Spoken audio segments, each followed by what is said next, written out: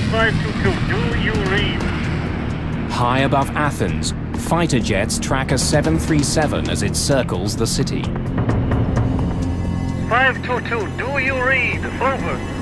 There's no answer from the passenger plane, but there is someone at the controls. More than 100 people are on board. Everybody's mind was going to a hijack or terrorist. There is one person moving in the cockpit. Repeat, there is. What happened to the crew and passengers? 522, do you read? Over. And who is flying the plane? Helios 522, do you read? Over.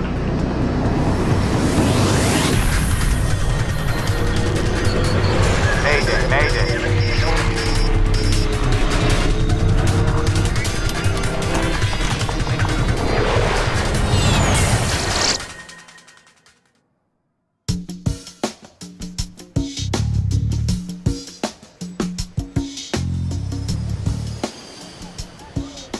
Early morning, August the 14th, 2005. The cabin crew of Helios Airways Flight 522 are preparing for their trip from the island of Cyprus to Athens, Greece. Sure is a beautiful day. Maybe I shouldn't have come in. Andreas Prodromou is 25. He isn't supposed to be working today, but he's taken the flight to spend some time with his girlfriend, who also works for Helios. It's the sort of day I'd like to be out flying. Oh, you will, Andreas. Prodromou is a flight attendant now, but he has bigger plans. One day, he wants to fly for Helios.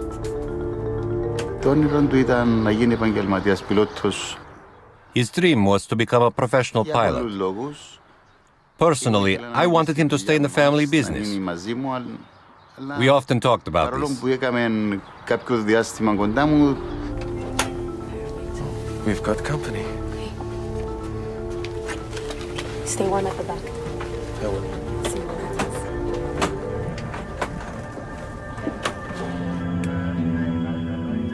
In the cockpit, the flight crew is occupied with the daily routine of preparing their jet for takeoff. Right today.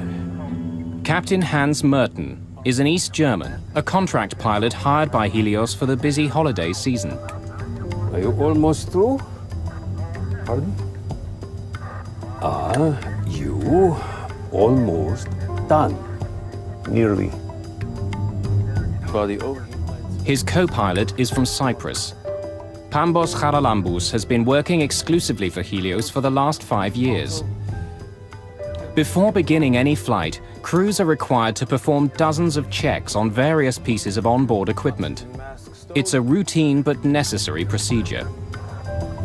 Doors closed. Sorry, could you store trays? Pull your seat back. Helios is a charter airline with low-cost fares to Greece. It's a summer weekend and the plane is filled with families. In all, there are 115 passengers on the morning flight. If you need any more help, let me know. We're just about to take off. They are low fare, no frills. They don't even serve you refreshments during small sorts of flights. But they offer another possibility for the budget-minded traveler. Paros Dimitriou and Maria Rikou are traveling to the Greek island of Patros. They've just got engaged. They booked this holiday a month or more than a month ago. It was like a honeymoon for them. Flight attendants, please take your seats. Prepare to take off.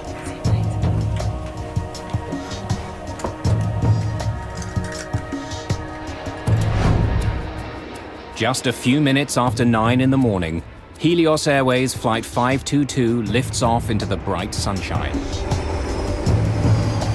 Nicosia Area Control, this is Helios 522.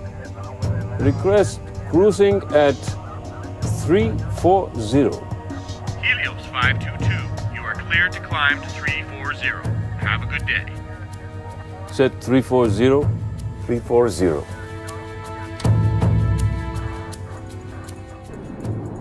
Minutes into the flight, the plane is still climbing towards its cruising altitude.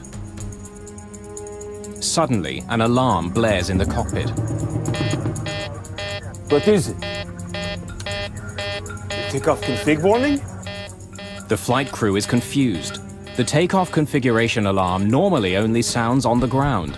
It tells pilots their jet isn't ready for takeoff. The crew doesn't know why it's sounding now. Uncertain what the problem is, the captain radios the Helios Operations Center at Larnaca Airport back in Cyprus. Operations, this is Flight 522, over. Flight 522, what can I do for you? We have a takeoff config warning on. Pardon? Our takeoff config warning is on. I'm sure it's nothing. I'll let you know when we level off. With the first alarm still beeping in the cockpit, things become even more confusing. Their master caution alarm goes off. It could indicate that some systems on board are overheating. We now have a master caution. I'll get you an engineer. 522, just a minute.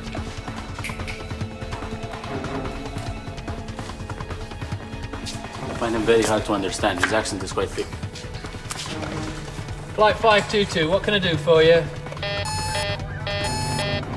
The ventilation cooling fan lights are off. Sorry, can you repeat? While the pilots and ground engineers try to troubleshoot the two alarms, most passengers have no idea there's a problem until... Everyone, stay calm. Please remain seated. Everyone, please put the oxygen masks on completely over your mouth and nose. The protocol was immediately to secure yourself, grab an oxygen mask, stay in your seat. If you can help passengers without getting up, you could help them, and you should help them, but you would not risk the safety of any cabin crew member to go and help a passenger which is 5 or 6 rows further up. Their procedure would be to grab their mask, don it, and wait for the aircraft to level off or commence with a descent. No one in the cabin knows what the problem is. They're waiting for information from the cockpit. The pilots are unaware that the oxygen masks in the cabin have dropped, and they still don't know why their takeoff configuration warning is on, or why their systems are overheating. Both of my equipment cooling lights are off. This is normal. Can you please confirm your problem? But the engineer on the ground is struggling to get a clear picture of what's happening in the air. They are not switched off. Can you confirm that the pressurization panel is set to auto? Where are my equipment cooling circuit breakers? Behind the captain's seat. Can you see them? What's going on? There's something wrong with the electrics on 522.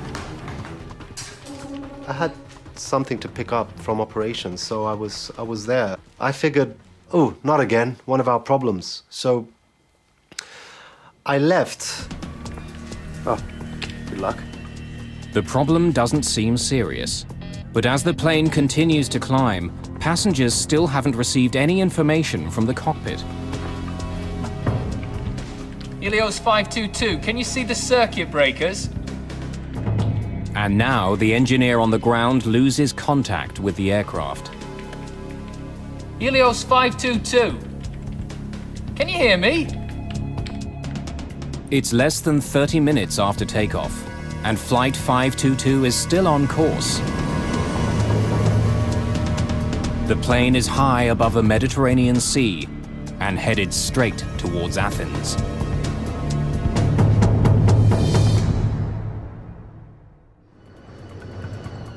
August the 14th, 2005. A Helios Airways 737 with 121 people on board is circling in the sky near Athens. Helios 522, can you hear me? Shortly after leaving the island of Cyprus, 2 different alarms had been triggered on the plane. The flight crew was trying to solve the problem with the help of ground engineers. But now radio contact with the plane has been lost. Air traffic control can't get any response from the captain or co-pilot.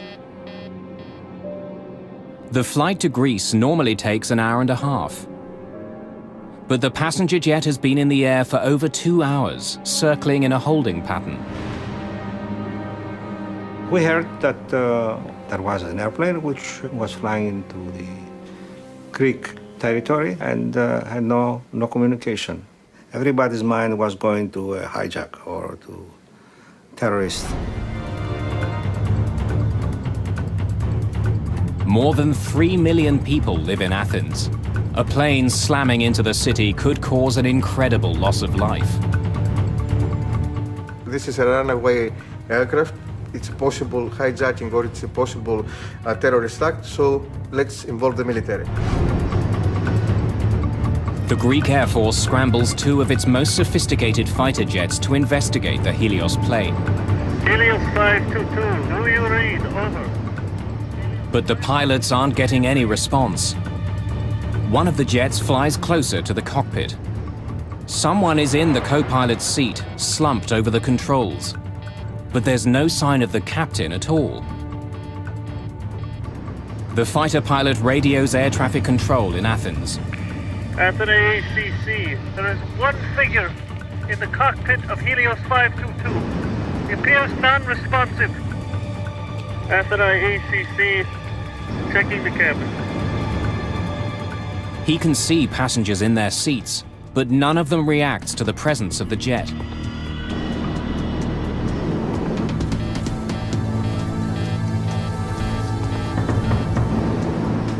Then the pilot sees someone moving in the cockpit.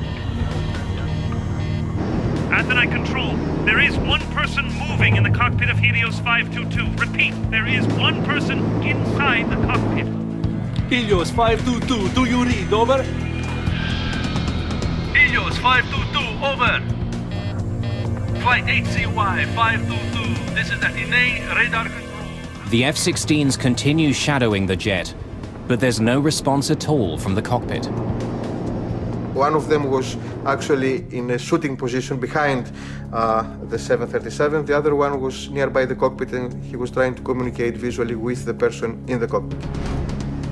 Suddenly, the 737 turns left and begins to quickly descend. Athens ACC, Helios 522 turning sharply.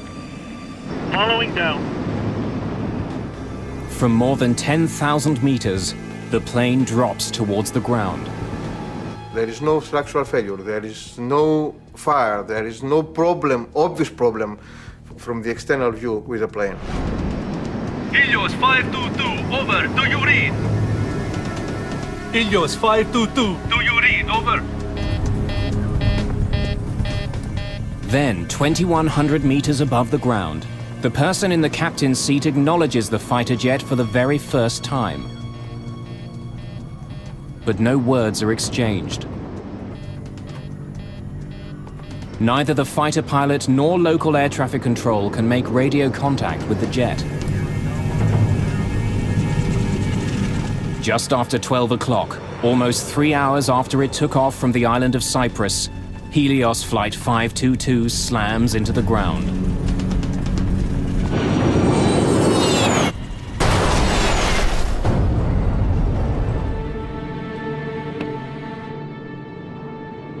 Athens ACC, Helios 522 is down. Repeat, Helios 522 is down on Grammatico Hill. Over. Fire and rescue workers rush to the crash site. There are no survivors. Flight attendant Lazaros Temetsian is stunned by what he hears at the company's operations center. It was the most chaotic scene I've ever seen. When I went back, our operations controller said that he'd lost the aircraft and his eyes, he was starting to cry. Helios is a small company with just 3 jets. Members of the cabin crew have been working together for years. For Paul Simeonides, news of the crash is particularly terrifying. He's a flight attendant for the airline, and so is his fiancée. I think that must have been the worst 30 minutes of my life following that first image, because Victoria was flying that morning to Glasgow. I had everyone and his brother, every person we knew was calling me up to find out if I'm alive, if Victoria is alive, what happened, why it happened. At first we said it takes 1 hour and a half to go to Greece, so probably it's not that plane.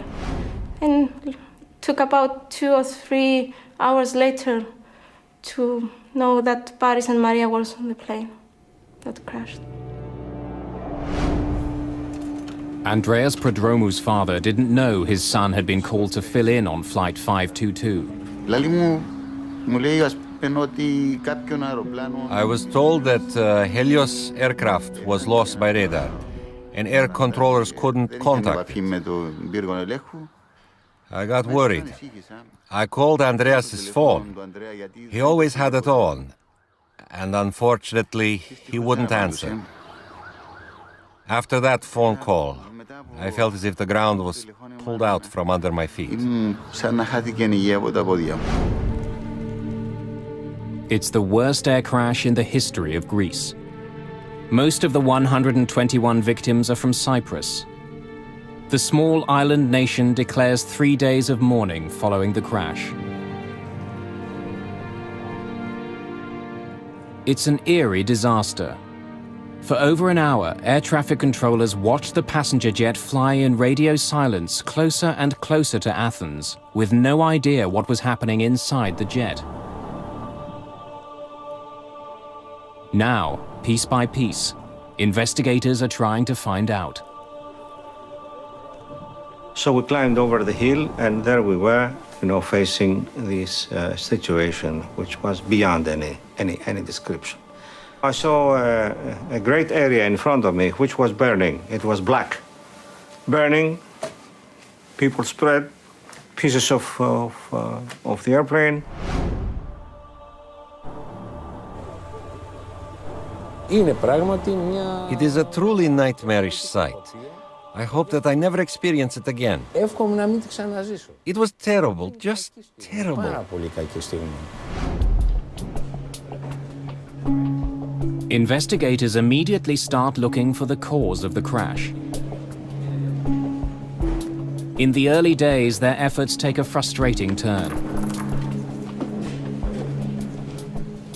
They recover the box containing the cockpit voice recorder, but the recorder itself has been thrown clear. It was difficult for us because we first found the case of the CVR very badly damaged, and we could not find the machine itself. Investigators need to know what happened to the pilots. Without the cockpit voice recorder, they have little to go on. So keep looking. Let's hope we can find it.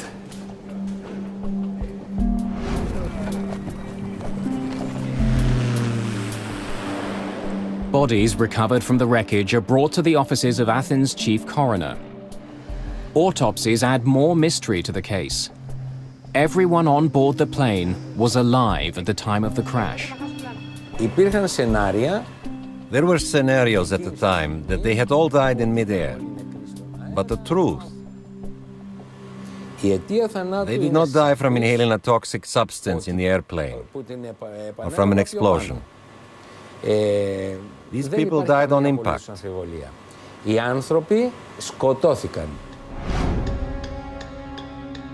But if the passengers were alive the entire flight, why didn't the pilot of the fighter jet see any activity inside the cabin? And who was at the controls as the jet circled over Athens? When investigators find tissue samples in the remains of the cockpit, they make a stunning discovery. The person at the controls of the plane when it crashed was flight attendant Andreas Prodromu, a last-minute addition to the cabin crew. But why was he in the cockpit? Was he trying to save the plane? Or did he deliberately fly it into the ground?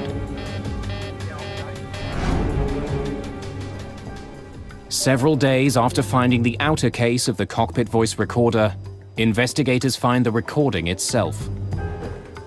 When Chief Investigator Tsoulakis listens to the final moments of the flight, it answers a vital question. Mayday. Mayday. This was no terrorist act. Flight 522. Prodromou was calling for help. Mayday. Tsoulakis hears 5 separate Maydays on the tape, even though none of them were heard by the air traffic controllers. From the first moment that they saw someone in the cockpit, believe me, I was certain it was Andreas. He wasn't a coward. He knew something about planes, and he had the capacity to do something.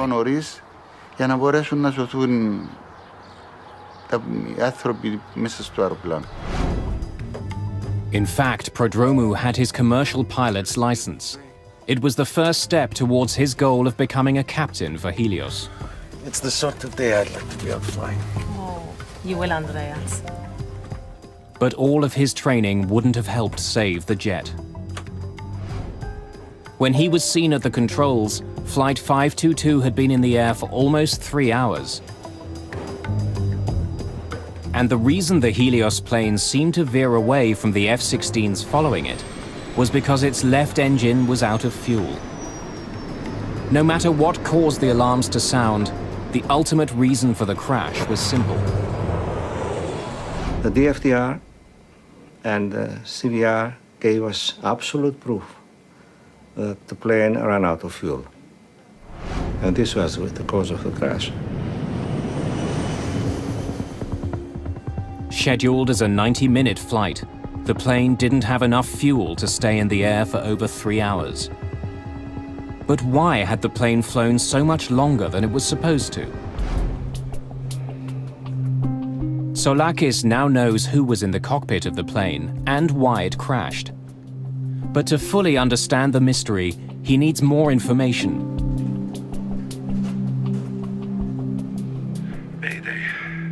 His investigators uncover a suspicious history of maintenance issues with the Helios jet. Issues that could help explain what happened on Flight 522. Less than a year before the crash, the same aircraft had suffered a rapid decompression.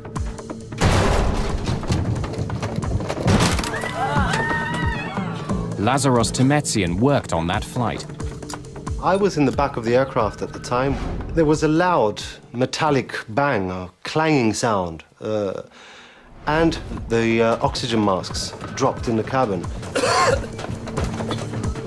Every step I was taking was difficult. It was hard to move, hard to breathe. In fact, I was starting to pant. I was panting for air. As the plane began an immediate descent to 3,300 meters, all Temetsian could do was remain strapped in and wait. Once the plane reached a safe altitude, Temetsian inspected the rear door and was shocked by what he found. I noticed that the aft service door was not fully locked. The hinges on the top and the bottom of the door were kind of displaced. I could pass my hand right through. There were no injuries, and the plane made an emergency landing, and the door was inspected. But this wasn't the only problem crews had with this plane. We would record faults in the cabin logbook constantly, and nothing would be done to rectify even these small little problems in the cabin. Engineers would take months to rectify even the slightest problem in the cabin. There were more recent problems as well. A Helios ground engineer tells Tsoulakis that on the very day of Flight 522, the 737 had another problem with its back door. When we checked the flight log for the trip, we saw that we'd have to do some unscheduled maintenance. The plane had arrived in Cyprus just after midnight on August the 14th. The cabin crew had heard loud banging noises and saw ice on the rear service door during the flight. It was scheduled to take off again just hours later. Soon after it landed, engineers began checking the problem. To make sure there's nothing wrong with the seal on the door, the engineers run a pressurization test. During normal flight, a plane's engines force air into the cabin. To ensure oxygen circulates during the trip, small valves in the rear allow some of it to leak out. A pressurized airplane essentially is sort of like a pressurized can. Well, we pressurize the airplane so that the people inside can survive the environment that the airplane likes to operate in. Switching digital pressure control unit from auto to manual. Without the jet's engines running, the engineer uses the plane's auxiliary power unit to force air into the aircraft, and the cabin is pressurized for several minutes. It's like looking for a leak in a tire. In this case, what you're having to do is pressurize the aircraft, use a barometer essentially to monitor the pressure inside, and look for leaks that way. But there's no indication any air is escaping through the back door. In this case, they felt that it was all right and they completed the test. The entire jet seems to be in good working order. After performing a series of additional routine maintenance procedures, the engineers signed off on their technical log. Investigators are faced with a dead end. Explain again how you tested the pressure. An explosive decompression could have explained the tragic events of Flight 522. If the oxygen had been suddenly sucked out of the jet, everyone on board could have been overcome. But not only did engineers check the problem, when the F-16s approached the plane near Athens, no damage was seen. There was no indication that the fuselage was punctured. Investigators are still struggling to solve the mystery. What had overcome the passengers and crew of Helios Flight 522? And why was one flight attendant apparently unaffected? The discovery of one small switch holds the key to the entire crash.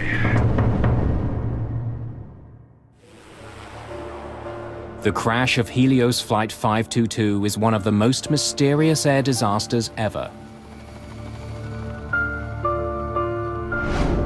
Helios 522, do you read? Over? All investigators know for sure is that shortly after takeoff, the crew stopped communicating with air traffic controllers. Helios 522, over.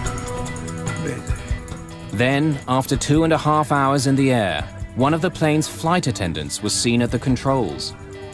Eventually, the plane ran out of fuel and crashed, killing 121 people. But investigators are stumped. They still don't know what had happened to the plane's captain or the rest of the crew. Tell me about what happened the day of the flight. They concentrate on the conversation between the pilot and the Helios engineer shortly after takeoff. As the plane passed through 3,700 meters, an alarm sounded in the cockpit. Operations, this is Flight 522, over. Flight 522, what can I do for you? We have a takeoff config warning on. Pardon? Our takeoff config warning is on. Usually, the takeoff config warning is only triggered on the runway. But wreckage recovered at the crash site reveals no problems with the plane's flaps, landing gear, or anything else that could trigger the alarm. So why had it sounded? Chief Investigator Akrivos Tsolakis focuses on a small control panel found in the wreckage of the ravaged jet. Are you sure this is the way it was found? It hasn't been moved at all. We were lucky finding this panel which had the switch on the manual position was a major one. The P5 pressurization panel ensures that passengers have enough air to breathe, even at high altitudes. Normally, pressurization takes place automatically. As the jet climbs, its engines force air into the plane as they power it through the sky. But when the pressurization switch is set to manual, both the captain and co-pilot are responsible for maintaining the cabin atmosphere using a controller. So explain again how you tested the pressure. When I went into the cockpit, I turned the pressurization switch to manual. Soulakis learns that during the early morning maintenance check on Helios 522, ground engineers had turned the P5 switch to manual. That allowed them to use the onboard generators to test the pressure seals on the plane's rear door without starting the engines. When the test was over, they didn't turn the switch back to automatic. The procedure of pressurizing the aircraft has to do with setting the pressurization system from auto to manual. They were supposed to return the selector to the auto position.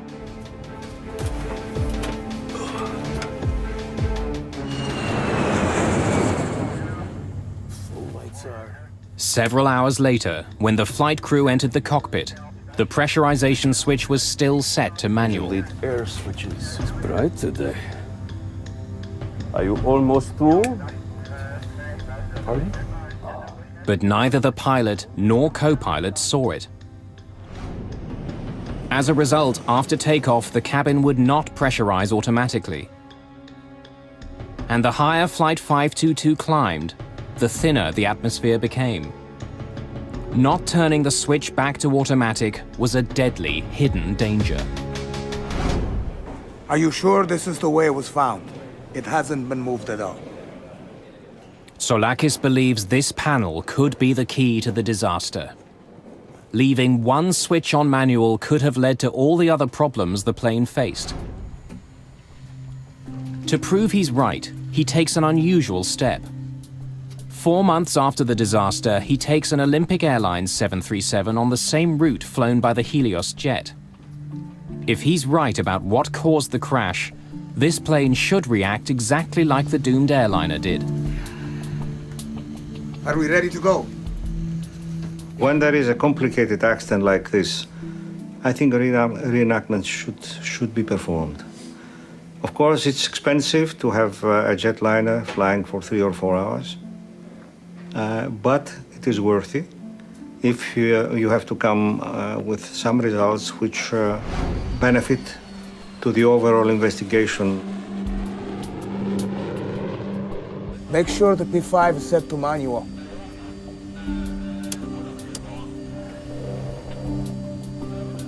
It's hard to see. In the cockpit, Soulakis has the crew turn the pressurization switch to manual. A green light indicates it's no longer on automatic. But in the bright glare of an early morning departure, the light is hard to see. As the reenactment flight climbs, oxygen is thinning quickly in the aircraft. The same thing happened on the Helios flight, triggering an alarm. What is it? The takeoff config warning? The alarm sounded, and that alarm was misinterpreted. Most of flight crew, they will never face an alarm with no pressurization in all their flight career because it's a rare event.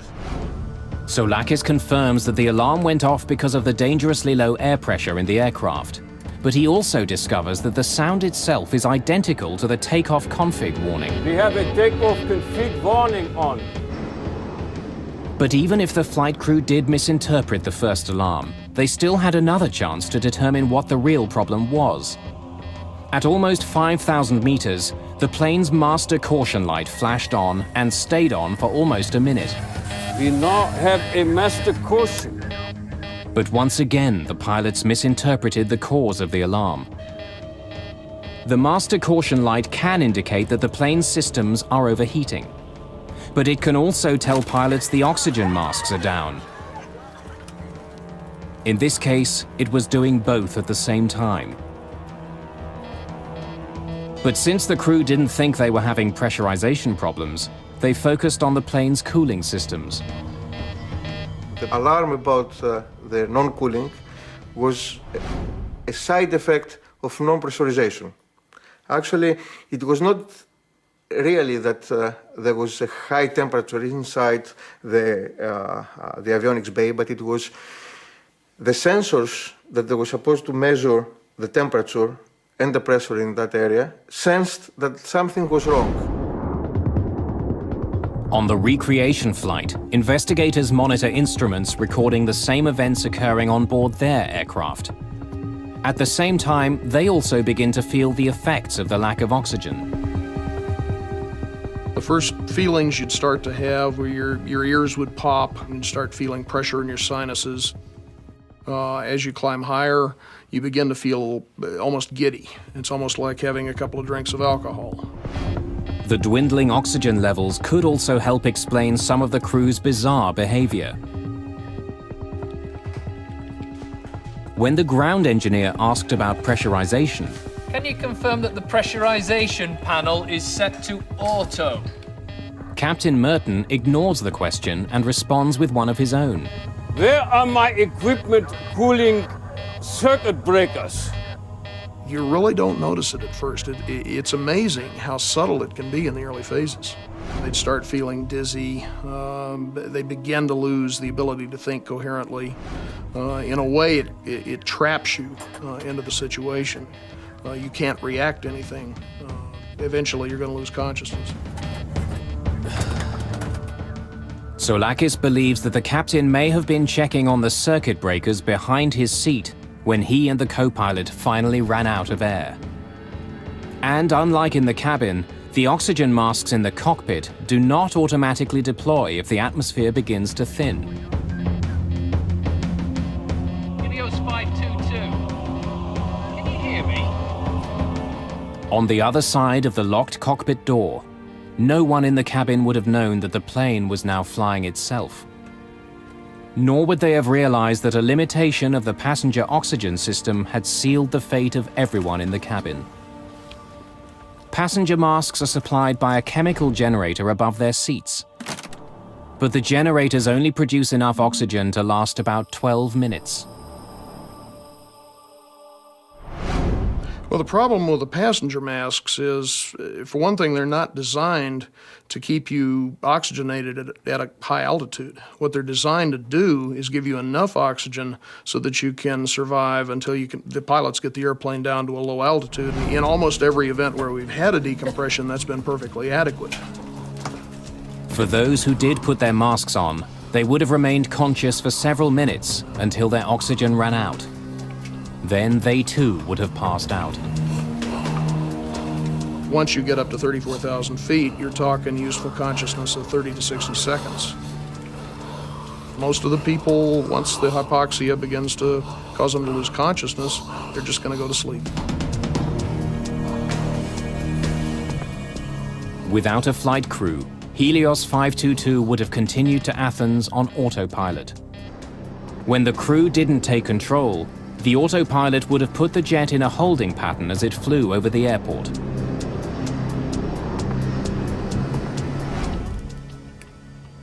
Exactly the same thing will happen on the reconstruction flight if cabin pressure isn't restored. Soulakis asks the co-pilot to reset the P5 panel to auto before the jet continues to climb to its cruising altitude of just over 10,000 meters. Then, as it approaches Athens, Soulakis also has an F-16 shadow the jet, performing the recreation. He wants to confirm that it was Andreas Prodromou at the controls of Flight 522 when it went down. We dressed one of our guys with the uniform of the steward, and he came in, he sat on the captain's chair, and the F-16 was looking at him. He was confirming that it was exactly what he saw on the accident plane. The reconstruction also answers another question about the tragic fate of Helios Flight 522. The cockpit voice recorder picked up several strange noises. They're heard just before Prodromou enters the cockpit. Soulakis confirms that these sounds were made by Prodromou using the electronic keypad to unlock the cockpit door. We confirmed all those items and during the enactment flight, and it was very, very useful. It filled a lot of gaps we had. Okay, take it down. For Chief Investigator Tsolakis, the reenactment flight has been convincing. There was no dramatic cabin failure. Instead, a series of small mistakes and misunderstandings had led to the worst air disaster in Greek history.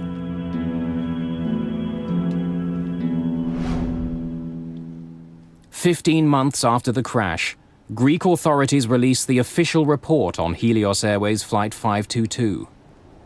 But mysteries remain. What was happening in the cabin while the doomed airplane flew towards Athens? And why was Andreas Prodromou the only one conscious at the very end?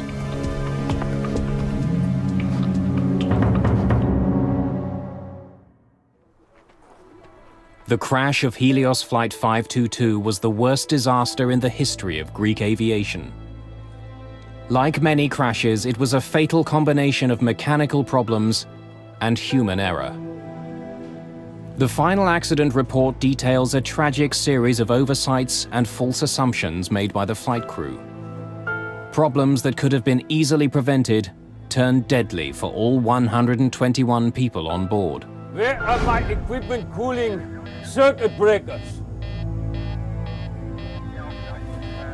Behind the captain's seat. Can you see them?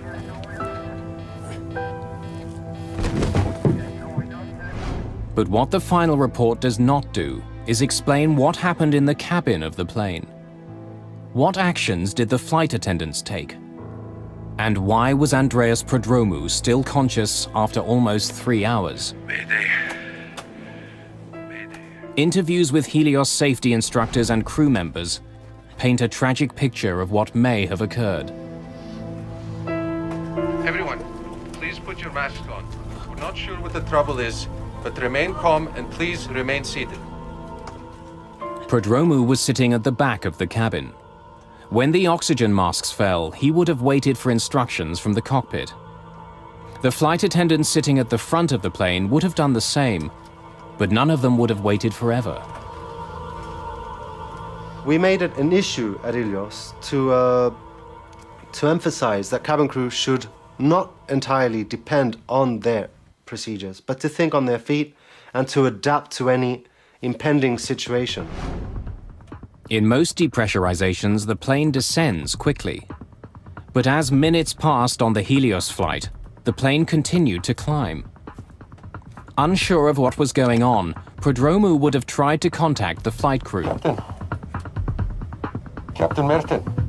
But he gets no response. Can you give us an update, please? Captain Merton. With no word from the cockpit, he would have soon realized that this was not a typical depressurization. When there was no call out from the cockpit and the aircraft didn't start an emergency descent, there was absolutely no protocol. They would be winging it. By now, Prodromou must have felt that something was terribly wrong. But to find out what the problem was, he had to leave his seat. The oxygen available on the 737 is, of course, the dropout oxygen. 10% of those masks are available for the crew in case of a depressurization incident. There are extra masks per every seat row. Taking advantage of the extra passenger masks, he could have made his way to the front of the plane, a process cabin crew called monkey swinging. But if more than 12 minutes had passed, his girlfriend and the other flight attendant may have still been in their seats, and like the passengers, overcome by hypoxia. But Prodromou was a scuba diver and a former soldier in the Cypriot Special Forces. His training may have helped him to stay alert a little longer. Andreas was not a coward. He was a brave person. Fearless, brave and very calm. But to survive after the passenger oxygen system stopped working, he needed another solution. The 737 had 4 portable oxygen bottles. Each one could last more than an hour. All 4 bottles were found at the crash site. 3 of them appeared to have been used. While the F-16 pilot saw Prodromou in the cockpit just before the crash, it may not have been the first time he had gone in. As he did at the end of the flight, he could have used the security code to unlock the door earlier.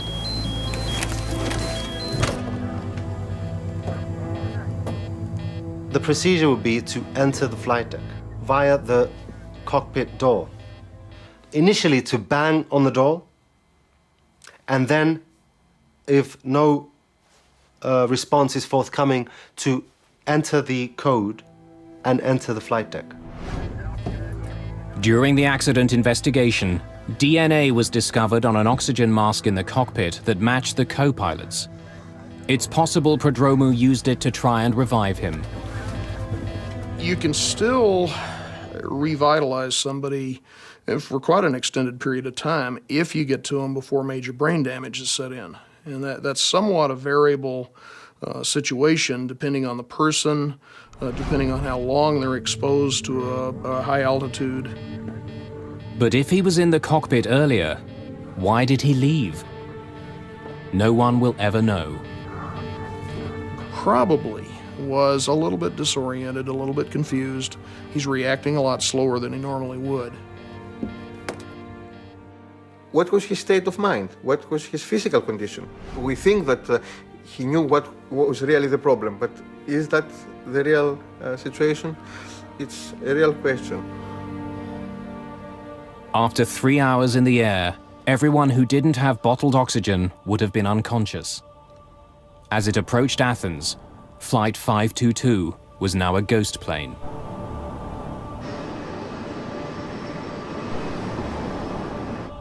Most of the victims, they probably still had heartbeats when the airplane crashed, but almost certainly were in an irreversible coma. Hypoxia is no more painful than falling asleep. But for Andreas Prodromou, the flight must have been a nightmare. As the F-16s roared to meet the jet, and with his oxygen running out, he must have known that he too was almost out of time. Yet to the very end, he didn't give up.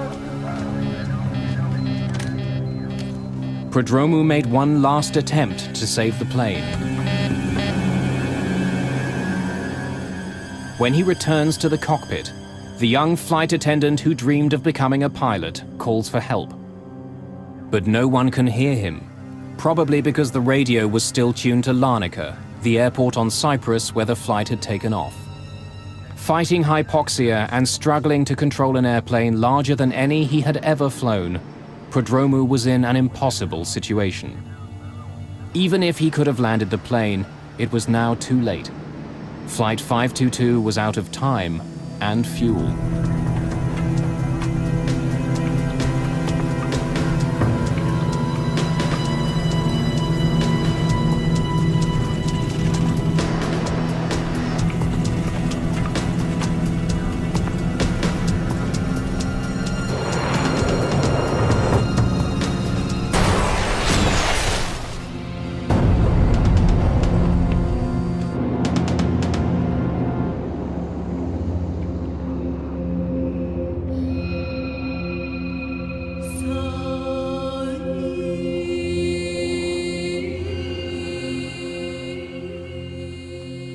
There are pictures of Andreas in Cyprus, in the cemetery where he and his girlfriend Charis are buried side by side. As his father, my son is in front of me.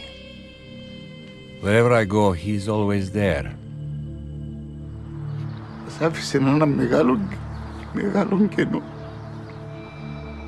He left a very big gap. We will never get over it. There are pictures in Greece, too. On the hill north of Athens where Helios Flight 522 crashed, there are faded photographs of many of those who died. Bleached by the brilliant Mediterranean sun, they gaze over the rugged, ancient terrain, silent witnesses to one of the world's most bizarre and tragic airline disasters.